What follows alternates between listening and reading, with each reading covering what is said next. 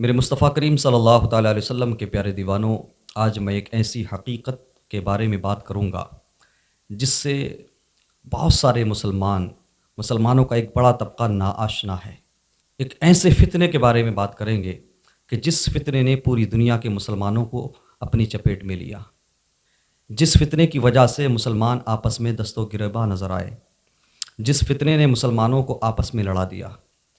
ایک ایسا فتنہ کہ جس کے بعد مسلمان ٹکڑوں میں بٹ گئے۔ میں سمجھتا ہوں کہ آج کے عام مسلمانوں کو بھی اس کے بارے میں جاننا ضروری ہے، ورنہ ہوتا کیا ہے کہ ہماری نیو جنریشن آج کل کچھ نام نہاد مسلمانوں کی نمازیں، ان کے روزے، ان کی عبادت، ان کی ریاضت، ان کا تقوی دیکھ کر مس گائیڈ ہو جاتی ہے، گمراہ ہو جاتی ہے، اور ہمارے نوجوان سمجھنے لگتے ہیں کہ انہی کے ساتھ چلنے میں بھلائی ہے اور انہی کے پیچھے چلنے میں ہماری نجات کا راستہ ہے۔ ہم شروع سے بات کریں گے اور جاننا چاہیں گے کہ یہ فتنہ جو آج پوری امت مسلمہ کو اپنی چپیٹ میں لیے ہوئے ہے، اس کی شروعات کہاں سے ہوئی۔ صحیح مسلم اور صحیح بخاری میں یہ حدیث موجود ہے، اس کے علاوہ احادیث کی دیگر کتب میں یہ حدیث ملتی ہے۔ پیارے نبی صلی اللہ علیہ وسلم کے پیارے دیوانوں، آپ کی آسانی کے لیے ہم حدیث کا ریفرنس اور حدیث کا متن اور حدیث نمبر یہ ساری چیزیں ہائی لائٹ کریں گے۔ آپ خود بھی پڑھ سکتے ہیں، دیکھ سکتے ہیں، حوالہ وغیرہ، ریفرنس وغیرہ اور حدیث نمبر وغیرہ۔ صحیح مسلم اور صحیح بخاری میں یہ حدیث شریف ہے۔ میں آپ کے سامنے حدیث کا مفہوم رکھوں گا جس سے بات واضح ہو جائے کہ میں کس فتنے کی بات کر رہا ہوں اور آج کل کے ہمارے نوجوان اس فتنے کا شکار ہونے سے بچ جائیں۔ پیارے نبی صلی اللہ تعالی وسلم صحابہ اکرام کی موجودگی میں مال غنیمت لوگوں کو تقسیم کر رہے تھے۔ ایک روایت کے مطابق حضرت مولا علی رضی اللہ تعالیٰ عنہ نے ایک جنگ کی، اس کے بعد جو مال غنیمت ملا اس میں کچھ سونا وغیرہ تھا، وہ آقا کریم صلی اللہ علیہ وسلم کی بارگاہ میں بھیجا گیا۔ آقا کریم صلی اللہ علیہ وسلم اس مال غنیمت کو تقسیم کر رہے تھے، اتنے میں قبیلہ بنو تمیم کا ایک شخص آیا جس کا نام احادیث میں ذوالخویسرہ ملتا ہے۔ لوگوں نے دیکھا، صحابہ اکرام نے دیکھا کہ اس کی آنکھیں دھسی ہوئی تھیں، پیشانی ابری ہوئی تھی، سر منڈا ہوا تھا اور اس کا جو تہبند تھا وہ اس کی پنڈلیوں سے اوپر تھا۔ پیارے نبی صلی اللہ علیہ وسلم کی بارگاہ میں وہ آیا اور آنے کے بعد اس نے گستاخانہ انداز میں کہا، اے محمد صلی اللہ علیہ وسلم انصاف کرو، یعنی کہ اس نے پیارے نبی صلی اللہ علیہ وسلم کو ناانصافی کرنے والا کہا۔ یہ کھلے طور پر پیارے نبی صلی اللہ علیہ وسلم کی شان میں توہین تھی۔ پیارے نبی صلی اللہ علیہ وسلم نے جب اتنا سنا تو آقا کریم صلی اللہ علیہ وسلم کو جلال آیا اور آپ نے فرمایا، اگر میں انصاف کرنے والا نہیں ہوں تو دنیا میں انصاف کرنے والا کون ہے؟ آقا کریم صلی اللہ علیہ وسلم اس کے اس انداز سے، اس کی گستاخانہ بات سے، اس کے اس جملے سے برہم ہوئے اور آپ کو جلال آیا۔ حضرت عمر رضی اللہ تعالیٰ عنہ یا حضرت خالد بن ولید رضی اللہ تعالیٰ عنہ، دونوں کے بارے میں احادیث میں ملتا ہے۔ آقا کریم صلی اللہ علیہ وسلم سے اجازت چاہی، عرض کیا یا رسول اللہ، حضرت عمر نے کہ آپ اجازت دیں میں اس کی گردن اڑا دوں۔ اللہ اکبر۔ پیارے نبی صلی اللہ علیہ وسلم نے منع فرما دیا۔ آپ صلی اللہ علیہ وسلم نے فرمایا کہ اس کی نسل سے کچھ ایسے لوگ آئیں گے جن کی نمازوں کے سامنے، جن کے روزوں کے سامنے، جن کے اچھے اعمال کے سامنے تم لوگ اپنی نمازوں کو، اپنے اچھے اعمال کو کم سمجھو گے۔ اور آقا کریم نے فرمایا کہ وہ قرآن پڑھیں گے لیکن قرآن ان کے حلق سے نیچے نہیں اترے گا۔ اللہ اکبر۔ اور آقا کریم صلی اللہ علیہ وسلم نے فرمایا اور وہ دین سے ایسے نکل جائیں گے جیسے تیر اپنے شکار سے نکل جاتا ہے، یعنی جو ہم نے نشانہ لیا، شکار بنایا، ہمارا تیر اپنے شکار کو جیسے پار کر جاتا ہے، اس طرح سے یہ لوگ دین سے نکل جائیں گے۔ آقا کریم صلی اللہ علیہ وسلم نے مزید فرمایا کہ اگر میں ان لوگوں کو پاؤں تو میں قوم عاد کی طرح ان کو قتل کرا دوں۔ ایک اور روایت آپ کے سامنے، حضرت ابو سعید رضی اللہ تعالیٰ عنہ فرماتے ہیں کہ ہم نبی کریم صلی اللہ علیہ وسلم کی بارگاہ میں موجود تھے۔ قبیلہ بنو تمیم سے ایک شخص آیا اور اس نے آقا کریم صلی اللہ علیہ وسلم کی بارگاہ میں آ کر گستاخانہ انداز میں کہا، اے نبی صلی اللہ علیہ وسلم انصاف کرو، عدل کرو۔ اس پر آقا کریم صلی اللہ علیہ وسلم کو جلال آیا۔ حضرت عمر رضی اللہ تعالیٰ عنہ نے گردن اڑانے کی اجازت مانگی۔ اس پر آقا کریم نے فرمایا کہ رہنے دو، ان کے کچھ ساتھی ہوں گے جو مسلمانوں کی بہترین جماعت کے خلاف نکلیں گے، خروج کریں گے۔ پیارے نبی صلی اللہ علیہ وسلم نے نشانی بتائی، ان کے گروہ میں سے ایک ایسا ہوگا کہ جس کا ایک بازو ہوگا اور دوسرے بازو کی جگہ گوشت کا لوتھڑا ہوگا، لٹکتا ہوا گوشت ہوگا، بازو نہیں ہوگا۔ پیارے نبی صلی اللہ علیہ وسلم نے فرمایا کہ ان لوگوں کی نسل سے منافقین نکلیں گے۔ حضرت ابو سعید خدری رضی اللہ تعالیٰ عنہ فرماتے ہیں کہ حضرت مولا علی رضی اللہ تعالیٰ عنہ نے خوارج کے ساتھ جنگ کی. جو آقا کریم صلی اللہ تعالی وسلم نے ہمیں نشانی بتائی تھی ایک شخص کے بارے میں کہ جس کا ایک بازو نہیں ہوگا، بازو کی جگہ گوشت کا لوتھڑا ہوگا، اس کو تلاش کیا گیا اور اس کو بھی قتل کیا گیا. تو ہم سب اللہ کا شکر ادا کر رہے تھے اور سب لوگ نعرے لگا رہے تھے کہ اللہ کے رسول صلی اللہ علیہ وسلم نے سچ فرمایا. اتنے میں حضرت مولا علی رضی اللہ تعالیٰ عنہ نے کہا کہ یہ آخری نہیں ہے، اس کی نسل سے فتنے پیدا ہوتے رہیں گے، منافقین آتے رہیں گے. آپ اس بات کو ذہن نشین کر لیں کہ پیارے نبی صلی اللہ تعالی وسلم نے قبیلہ بنو تمیم کے بارے میں یہ ارشاد فرما دیا کہ ذوالخویسرہ اور اس کی نسل سے منافقین آئیں گے، ایسے لوگ آئیں گے جو دنیا میں فتنہ پھیلائیں گے. اور آقا کریم صلی اللہ علیہ وسلم نے یہ بھی فرمایا تھا کہ وہ اہل ایمان کو قتل کریں گے اور مشرکین کو چھوڑ دیں گے، اور روز نماز میں قرآن کی تلاوت کرنے میں وہ بہت آگے ہوں گے، لیکن قرآن ان کے حلق سے نہیں اترے گا. اس بات کو ذہن نشین کر لیں کہ قبیلہ بنو تمیم سے فتنے نکلیں گے، قبیلہ بنو تمیم سے منافقین دنیا میں آئیں گے، آتے رہیں گے. اب ہم ذرا تھوڑا آگے چلتے ہیں. موجودہ سعودی عرب پرانا حجاز مقدس میں ایک شخص پیدا ہوتا ہے جس کا نام ہے محمد بن عبد الوہاب نجدی. یہ ایک ایسا شخص ہے کہ اس نے فتوے دیے کہ جتنے بھی صحابہ کرام کے مزارات ہیں، اہل بیت اطہار رضوان اللہ تعالیٰ علیہم اجمعین کی قبریں ہیں، مزارات ہیں، ان سب کو توڑ دیا جائے، ان سب کو ختم کر دیا جائے. یہ شرک کے اڈے ہیں، یہ شرک کے اڈے ہیں، یہ کفر کے اڈے ہیں. دوسری طرف محمد بن عبد الوہاب نجدی کا یہ موومنٹ جب آگے بڑھتا ہے اور آل سعود نے اس کی باتوں پر عمل کرتے ہوئے صحابہ کرام کی قبروں کو توڑا، مزارات اہل بیت کو توڑا، ہزاروں مسلمانوں کو انہوں نے حرمین شریفین میں اور عرب میں قتل بھی کیا. اور آل سعود کی تاریخ رہی ہے کہ یہ لوگ ہمیشہ سے محمد بن عبد الوہاب نجدی کو فالو کرتے آئے ہیں، اور آل سعود ہمیشہ سے ہی انگریزوں کی پناہ میں رہے ہیں. انہیں حکومت بھی انگریزوں کی وفاداری کرنے کے بعد ملی. آقا کریم صلی اللہ تعالی وسلم نے امت مسلمہ کو آگاہ کیا تھا قبیلہ بنو تمیم سے فتنے نکلیں گے، ذوالخویسرہ کی نسل سے منافق آئیں گے جو مسلمانوں کو قتل کریں گے اور مشرکین کے ساتھ گٹھ جوڑ کریں گے. اور وہی ہم نے دیکھا. اور یہ جو محمد بن عبد الوہاب نجدی ہے، آپ اس کا نسب نامہ پڑھیے، آپ اس کی سوانح حیات پڑھیے، آپ گوگل پہ جا کے سرچ کیجئے. جب آپ اس کا پورا نام دیکھیں گے تو آپ کو ملے گا یہ محمد بن عبد الوہاب نجدی تمیمی ہے. یعنی جس قبیلے کے بارے میں، ذوالخویسرہ کی اولاد کے بارے میں آقا کریم صلی اللہ تعالی وسلم نے آگاہ کیا تھا، یہ اسی کی اولاد سے ہے، یہ تمیمی ہے. تو ایک بات تو آپ یہ ذہن نشین کر لیں کہ اب محمد بن عبد الوہاب نجدی کے منافق ہونے پر یہ حدیث پاک موجود ہے. قبیلہ بنو تمیم سے محمد بن عبد الوہاب نجدی کا تعلق ہے، اور اس نے دنیا میں آنے کے بعد قلم پکڑا، اس نے مسلمانوں کے خلاف مورچہ کھول دیا. صحابہ کرام رضوان اللہ تعالیٰ علیہ مجمعین کے مزارات کو نقصان پہنچایا گیا، اہل بیت اطہار رضوان اللہ تعالیٰ علیہ مجمعین کی قبروں کو توڑا گیا، اور آج تک آل سعود محمد بن عبد الوہاب نجدی کو ہی فالو کرتے ہیں. تو آقا کریم نے فرمایا تھا کہ یہ گروہ ایسا ہوگا جو مسلمانوں کو قتل کرے گا، کافروں کو چھوڑ دے گا، ان سے کچھ نہیں کہے گا. آج کے بھی موجودہ حکمران دیکھ لو، بن سلمان کو دیکھ لو، آل سعود کو دیکھ لو، عرب کنٹریز کے حکمران کو دیکھ لو، یہودیوں کے غلام بنے ہوئے ہیں، عیسائیوں کے غلام بنے ہوئے ہیں. اور فرسٹ ورلڈ وار میں انہوں نے عثمانیوں کے خلاف بغاوت کی تھی، سنیوں کی عظیم ریاست کو نقصان پہنچایا تھا. اس کے عوض، اس کے بدلے میں انگریزوں نے انہیں عرب کی حکومت تحفے میں دی تھی. تو یہ انگریزوں کے دوست ہیں اور مسلمانوں کے دشمن ہیں.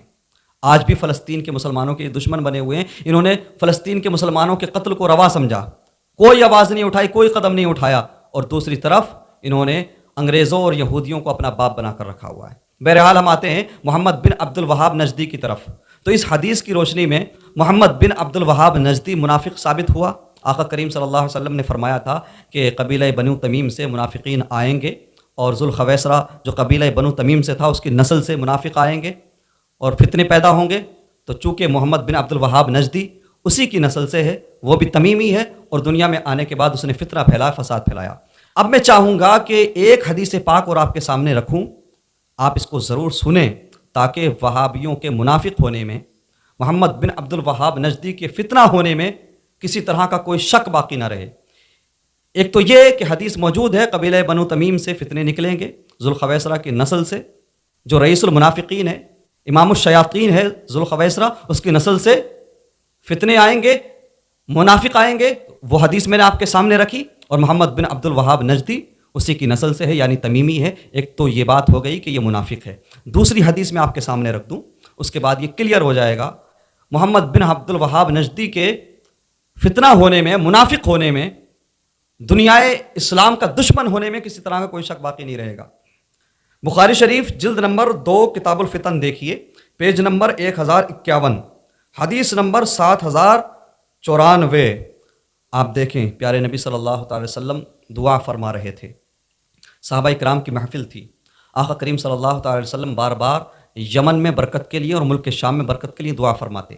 اتنے میں کچھ لوگ آقا کریم صلی اللہ تعالی وسلم سے عرض کرتے، یا رسول اللہ نجد کے لیے بھی دعا کر دیں، جو آج موجودہ ریاض ہے، جو راجدھانی ہے عرب کی، اس کا پرانا نام کیا ہے؟ نجد۔ آقا کریم صلی اللہ تعالی وسلم نے جیسے ہی سنا، اس کے بعد پھر آقا کریم نے یمن میں برکت کی دعا کی، ملک شام میں برکت کی دعا کی، لیکن نجد کے لیے دعا نہیں کی۔ ایک روایت کے مطابق آقا کریم نے مدینہ میں بھی برکت کی دعا کی، یمن میں بھی برکت کی دعا کی، اور ملک شام کے لیے بھی برکت کی دعا کی، لیکن نجد کو چھوڑ دیا۔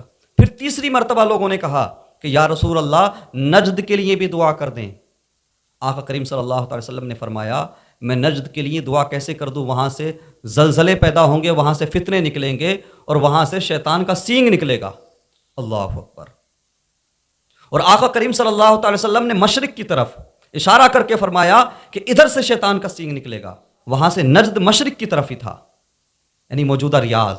آقا کریم صلی اللہ تعالی وسلم نے نام لے کر فرمایا کہ نجد کے لیے میں دعا اس لیے نہیں کر سکتا کیونکہ نجد سے زلزلے پیدا ہوں گے، فتنہ نکلے گا، شیطان کا سینگ نکلے گا۔ اچھا جناب، اب آپ دیکھیں یہ محمد بن عبد الوہاب نجدی، اس کا تعلق کہاں سے ہے صاحب؟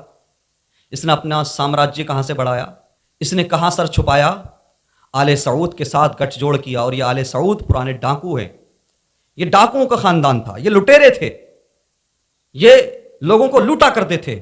عرب کے اندر یہ قبیلہ ایسا تھا کہ ان سے بڑا لٹیرا کوئی نہیں تھا، لہٰذا محمد بن عبد الوہاب نجدی اور آل سعود کا گٹھ جوڑ ہوتا ہے، اور نجد کے اندر یہ اپنی کارروائی کو آگے بڑھاتے ہیں، اور محمد بن عبد الوہاب نجدی آل سعود کی مدد سے اپنے فتوے آگے بڑھاتا ہے، اور نتیجہ یہ نکلتا ہے کہ صحابہ کرام رضوان اللہ تعالیٰ علیہم اجمعین کے مزارات کو بھی توڑ دیا جاتا ہے، نبی کے اصحاب کے مزارات کو بھی توڑ دیا جاتا ہے، نبی صلی اللہ علیہ وسلم کے اہل بیت کے مزارات کو، قبروں کو بھی توڑ دیا جاتا ہے۔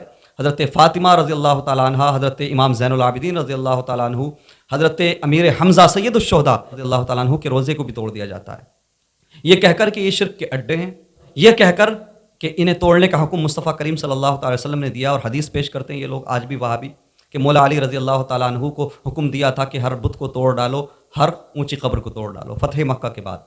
آج تک وہابی یہ ثابت نہیں کر پائے کہ مولا علی کو اگر حکم ملا تھا تو کس صحابی کی قبر مولا علی نے توڑی تھی، ہمیں ان کا نام بتاؤ۔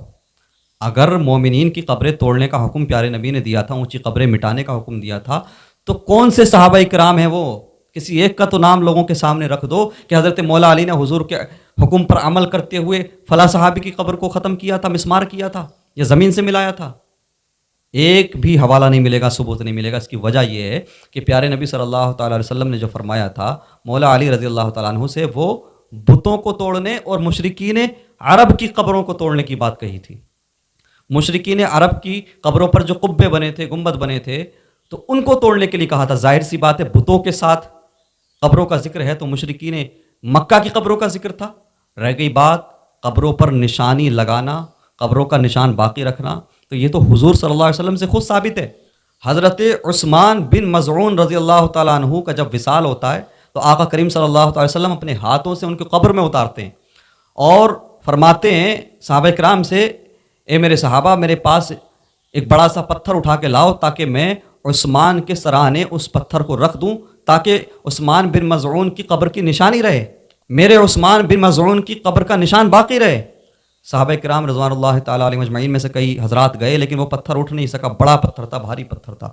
اس کے بعد آقا کریم صلی اللہ تعالی وسلم نے اپنی آستین کو چڑھایا اور آپ خود تشریف لے گئے اور ایک بڑا سا پتھر لا کر اٹھا کر کے حضرت عثمان بن مظعون رضی اللہ تعالیٰ عنہ کے سرانے پر رکھ دیا تاکہ نشان باقی رہے قبر کا۔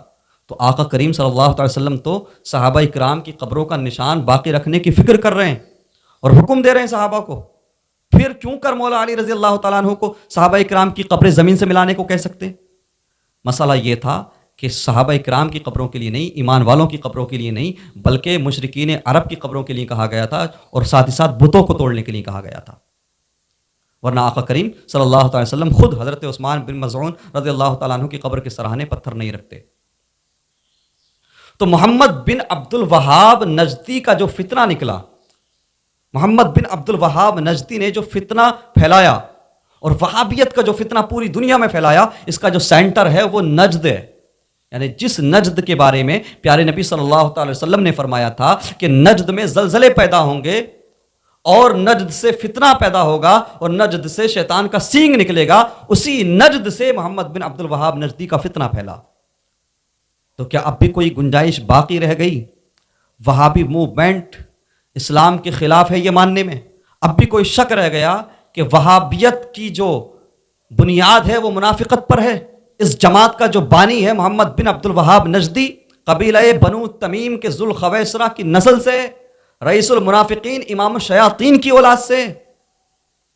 وہ حدیث بھی ہم نے آپ کے سامنے رکھی اور آقا کریم نے فرمایا تھا نجد سے زلزلے اٹھیں گے، نجد سے فتنے نکلیں گے، نجد سے شیطان کا سینگ نکلے گا، اور وہابی ازم یہ جو فتنہ ہے اس کا جو سینٹر ہے وہ نجد ہے. یہ ایک ایسا فتنہ تھا کہ اس کے بعد مسلمانوں میں دو پھاڑ ہو گیا، مسلمانوں کے ٹکڑے ہو گئے. اللہ اکبر. اور محمد بن عبد الوہاب نجدی کے ماننے والے آگے اس کی سوچ، اس کی فکر کو بڑھاتے رہے. آقا کریم کی گستاخیاں کی جاتی رہیں، یہاں تک کہ آج کے مولوی بھی معراج ربانی جیسے اور بہت سارے وہابی مولوی حضور صلی اللہ تعالی علیہ وسلم کے روزے کو توڑنے کا خواب دیکھتے ہیں. اور محمد بن عبد الوہاب نجدی اور اس کے شاگردوں نے آقا کریم صلی اللہ تعالی وسلم کے روزے کو بت کی مثل لکھا ہے کہ یہ بت ہے. اللہ اکبر. آپ ذرا غور کریں.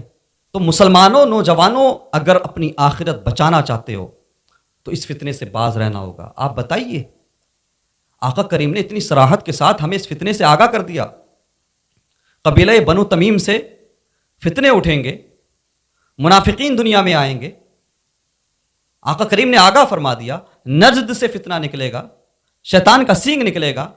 یہ ساری چیزیں محمد بن عبد الوہاب نجدی پر صادق آتی ہیں. اس کے باوجود بھی ہم اگر اپنی آنکھیں نہیں کھولیں تو ہم سے زیادہ کم قسمت کون ہوگا، جبکہ صراحت کے ساتھ احادیث میں ہمیں ساری نشانیاں مل رہی ہیں، سب کچھ لوگوں کے سامنے ہے. پیارے نبی صلی اللہ تعالی وسلم نے واضح فرمایا تھا کہ یہ قرآن پڑھیں گے، بہت روزے رکھیں گے، بہت عبادت کریں گے، لیکن یہ لوگ دین سے ایسے نکل جائیں گے جیسے تیر کمان سے نکل جاتا ہے، تیر اپنے شکار سے نکل جاتا ہے. اور آج ہم وہی سب دیکھتے ہیں. وہابیوں کو دیکھو، رات دن عبادت، رات دن اللہ اللہ کرتے ہیں، رات دن نماز کی بات، رات دن قرآن کی بات، لیکن قرآن پڑھتے ضرور ہیں لیکن قرآن پر عمل نہیں کرتے. ان کی نظر میں صرف محمد بن عبد الوہاب نجدی نے جو آ کر لکھا، تمام صحابہ کرام کے مزارات اور اہل بیت اطہار کی قبروں کو توڑ دیا گیا اور تمام مسلمانوں کے خلاف جو کفر کے فتوے دیے اور جو مشرک قرار دے دیا. اصل دین تو محمد رسول اللہ صلی اللہ علیہ وسلم نے دنیا والوں کو نہیں دیا تھا، بلکہ اصل دین ان وہابیوں کے نزدیک محمد بن عبد الوہاب نجدی نے دیا ہے. توصیف الرحمان جیسے مولوی، معراج ربانی جیسے مولوی کہتے ہیں کہ رحمت کرے اللہ، اللہ رحمت کرے آل سعود پر اور محمد بن عبد الوہاب نجدی پر، کہ جنہوں نے عرب کی سرزمین کو شرک سے پاک کر دیا. یعنی جس عرب میں، جس مقدس زمین پر پیارے نبی صلی اللہ تعالی وسلم نے اسلام پھیلایا، شرک کو مٹایا، اس پاک زمین کو شرک سے پاک کس نے کیا؟ محمد بن عبد الوہاب نجدی نے. اللہ اکبر. میں کہوں گا نوجوانوں، محمد بن عبد الوہاب نجدی کا سب سے پہلے بائیکاٹ کرنے والا، رد کرنے والا کوئی اور نہیں بلکہ محمد بن عبد الوہاب نجدی کا بھائی تھا، سلیمان بن عبد الوہاب. آپ پڑھیں، انہوں نے کہا تھا کہ یہ زیادتی ہے اور یہ محمد بن عبد الوہاب نجدی کی خام خیالی ہے اور یہ اس کے اپنے نظریات ہیں، قرآن و حدیث، قرآن و سنت کے خلاف اس کے فتوے ہیں، قرآن و حدیث کے خلاف اس کے فتوے ہیں. اس نے تمام مسلمانوں کو مشرک قرار دے دیا، تمام مسلمانوں کو کافر قرار دے دیا. مزارات صحابہ، مزارات اولیاء پر جانے والوں کو اس نے کافر قرار دے دیا، مشرک قرار دے دیا. سب سے پہلے مورچہ محمد بن عبد الوہاب نجدی کے بھائی نے کھولا تھا. اللہ اکبر. اور آج بھی ہم دیکھ رہے ہیں یہ آل سعود مثل یہود، ان کی چھتر چھایا میں جو مولوی وہاں پہ ریال پہ پل رہے ہیں، وہ دنیا کے بالخصوص بر صغیر کے مسلمانوں کو مشرک کہتے ہیں، قبر پجوا کہتے ہیں۔ لیکن آج عرب میں ہم دیکھ رہے ہیں، آقا کریم نے فرمایا تھا نا کہ وہ مشرکین کو چھوڑ دیں گے، کافروں کا ساتھ دیں گے اور اہل ایمان کو قتل کریں گے۔ آج ان کے ظلم کا شکار اہل ایمان ہو رہے ہیں، اور مشرکین کے لیے تو یہ مندر بنا کے دے رہے ہیں دبئی میں، مشرکوں کے لیے تو یہ محفل سجا رہے ہیں، 27 ایکڑ زمین مندر کے لیے دے رہے ہیں، 900 کروڑ روپے خرچ کیے گئے مندر بنانے پر، اور وہاں بھی مولوی چیخ چیخ کے کہتے ہیں اللہ رحمت کرے آل سعود پر کہ اس زمین کو شرک سے پاک کر دیا۔ بے وقوفو گدھو اپنی آنکھیں کھولو، یہ لوگ پھر سے مورتی پوجا کو پروموٹ کر رہے ہیں عرب کے اندر، اور شرک کو بڑھاوا دے رہے ہیں۔ شرم نہیں آتی، حیا نہیں آتی؟ اللہ اکبر۔ اور اہل ایمان پر یہ لوگ ظلم کرتے ہیں۔ اہل ایمان کو تو انہوں نے مرنے کے لیے چھوڑ دیا، فلسطین کے مسلمانوں کی انہیں کوئی خبر نہیں۔ آقا کریم نے جو فرمایا تھا اس کے مطابق یہ لوگ کافروں کو کچھ نہیں کہتے، مشرکین کو کچھ نہیں کہتے، اور مسلمانوں کو قتل کرنے کا حکم دیتے ہیں۔ آج انڈائریکٹلی کہیں نہ کہیں سعودی عرب کے حکمران، عرب کنٹریز کے حکمران بھی قاتل ہیں اہل فلسطین کے، یہودیوں کے ساتھ کھڑے ہیں، عیسائیوں کے ساتھ کھڑے ہیں، اور مسلمانوں پر ظلم ہونے دیا جا رہا ہے۔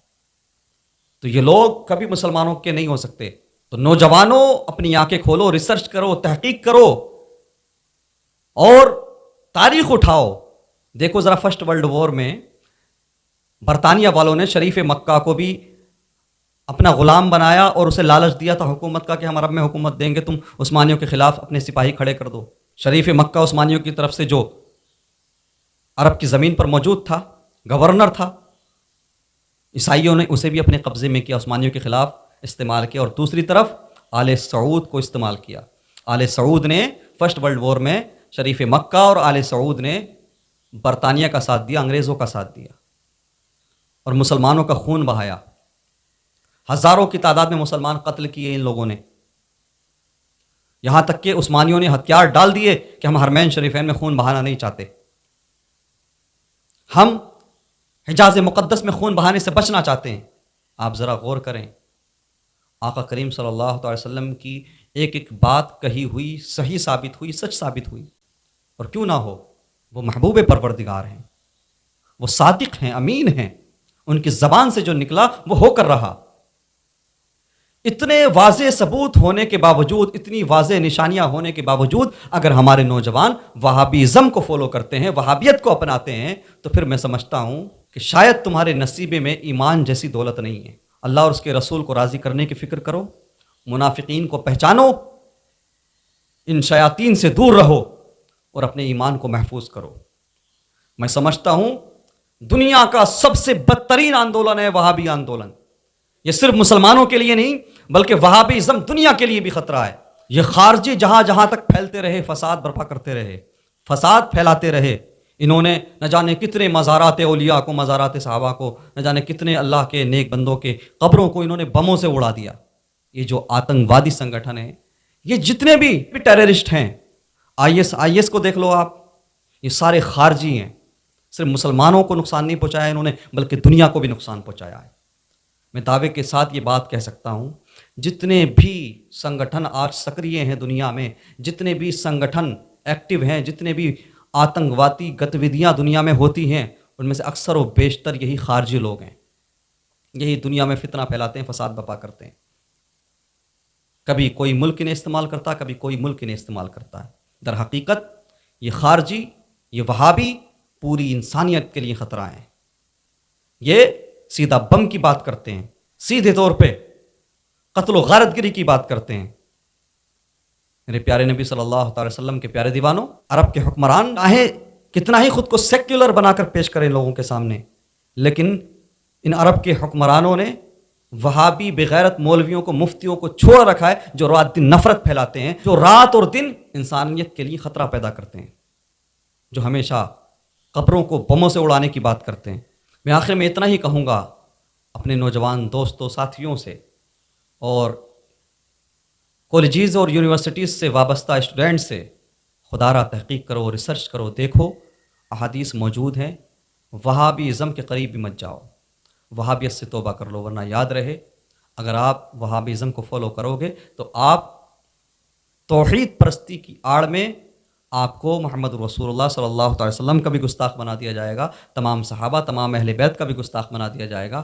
حالت یہ ہو جائے گی کہ پھر نہ آپ کا ایمان باقی رہے گا، آپ کی دنیا بھی خراب، آپ کی آخرت بھی خراب۔ اور یہ بات ہم ہی نہیں کہہ رہے، دیوبندی حالانکہ سافٹ کارنر رکھتے ہیں وہابیوں کے لیے، لیکن سچ دیوبندی بھی جانتے ہیں، حالانکہ دیوبندی بھی انہی کے ترجمان ہیں اور انہی سے نکلے ہوئے ہیں، وہ بھی اسی سکے کا دوسرا رخ ہیں، لیکن اس کے باوجود دیوبندیوں کے بڑے مولوی الیاس گھومن کہتے ہیں 100 سور ملاؤ تو ایک وہابی بنتا ہے۔ یعنی اتنے غلیظ ہیں یہ لوگ، 100 سور ملاؤ تو ایک وہابی بنتا ہے۔ یہ کون کہہ رہا ہے؟ دیوبندیوں کے مناظر مولوی الیاس گھومن، یعنی جو خود محمد بن عبد الوہاب نجدی کا دفاع کرتے ہیں، اس کو موحد کہتے ہیں اور اس کے کاموں کی تعریف کرتے ہیں، وہ بھی یہ کہہ جاتے ہیں، یہ دیوبندی بھی انڈائریکٹلی وہابیوں کو اپنا ہی مانتے ہیں نا، ان کا دفاع کرتے ہیں نا، لیکن یہ بھی کہہ جاتے ہیں، یہ بھی جانتے ہیں وہابی اتنے غلیظ ہیں کہ 100 سور ملاؤ تو ایک وہابی بنتا ہے۔ اللہ تبارک و تعالی ہم تمام کو وہابیت، دیوبندیت، نجدیت، ان تمام فتنوں سے محفوظ فرمائے۔ وآخر دعوانا ان الحمدللہ رب العالمین وما علینا الا البلاغ۔